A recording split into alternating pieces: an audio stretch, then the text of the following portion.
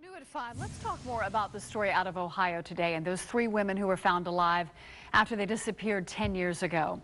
Ray Guiduce is an attorney and an expert in missing persons cases. Ray, thank you for being here. Thank you for having me. And these cases don't usually end this way. No, unfortunately, usually like in the case of Haley Dunn, the missing teenage cheerleader from Texas whose remains were just found in a Texas lake, that's how it tends to end up. This is a lightning strike. And we've saved 3 people plus a child all in one strike. What is happening in a case like this right now, today? Well, right now, law enforcement is delicately balancing interviewing these 3 women with medical advice, psychological counseling. They've clearly been through an enormous amount, both physically and emotionally, and that needs to be handled delicately and slowly.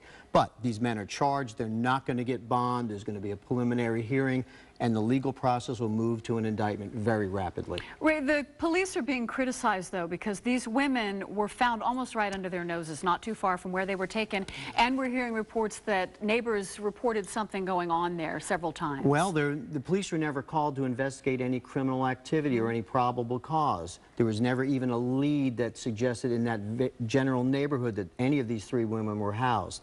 There was a report that one of the law enforcement went to the house because the school bus driver had a slight infraction while at work. He wasn't home and they moved on. So I don't think it's fair to criticize law enforcement. What I do think may be interesting in the future is, what are we going to find out about the neighbors? Are we going to start hearing things like, you know, it seemed like something was strange was going over there. I never saw holiday decorations. I never saw a woman coming in and out.